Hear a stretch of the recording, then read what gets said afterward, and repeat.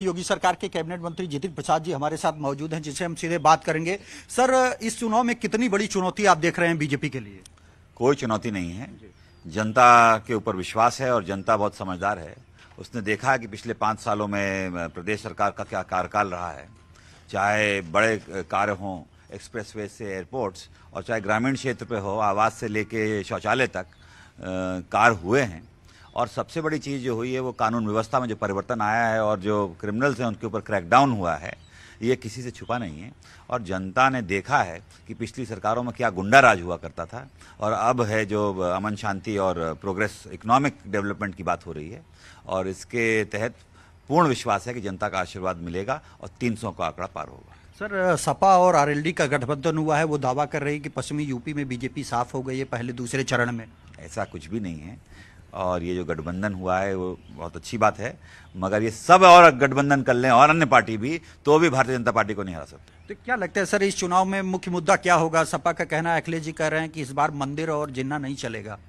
नहीं, मुद्दा तो बताया ना कि विकास का मुद्दा है, डेवलपमेंट का है, जो भारतीय जनता पार्टी के कार्यकाल में हुआ है और जग जाहिर और दिख रहा है। ग्रामीण से लेके, क्षेत्र से लेके आप बड़े इंफ्रास्ट्रक्चर प्रोजेक्ट्स देखिए, वो जमीन पे हैं और इसी के आधार पर वोट मांगे जा रहे हैं। जनता प्रसन्न है कि काम हुआ है इन 5 वर्षों में, पात्र व्यक्तियों को योजनाओं का लाभ मिला है। पहले योजनाएं की घोषणा हो जाती थी और पात्र व्यक्ति को कुछ मिलता नहीं था, तो ये फर्क साफ है।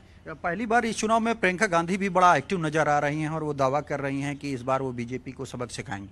अब उनके बारे में मैं क्या कह सकता हूँ? मैं इतना ही बता सकता हूँ कि कांग्रेस पार्टी और जनता के बीच में इतनी बड़ी दूरियां हो चुकी हैं कि अब वो अभी जनता उनके ऊपर आशीर्वाद या साथ देने को तैयार नहीं। सर, अगर शाहजहांपुर की बात करें तो आपका काफ़ी सीनियर नेता हैं, यहाँ पर 6 सीटें हैं, तो इस बार क्या उम्मीद है आपको?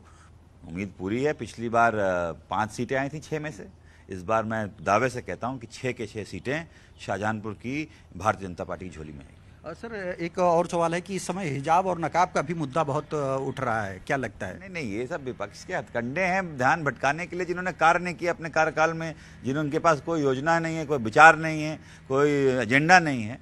तो जहाँ तक भारतीय जनता पार्टी का सवाल है, विकास है, आपने देखा कि जब चुनाव आचार संहिता से पहले प्रधानमंत्री जी ने पूरे उत्तर प्रदेश का भ्रमण किया, शिलान्यास और लोकार्पण किए, गृह मंत्री जी ने किए, मुख्यमंत्री जी ने किए, तो साफ है कि काम के आधार पे और आने वाले 5 साल में जो योजनाएं हैं, जो विजन है प्रधानमंत्री जी का, योगी जी का, उसको आगे ले जाएंगे और जनता की सेवा करेंगे। धन्यवाद। आप सपा और आरएलडी को क्या मैसेज देना चाहते हैं? कोई मैसेज नहीं देना चाहते, जो होना था वो हो चुका, साफ हो गए। भारतीय जनता पार्टी का झंडा और परचम लहराएगा।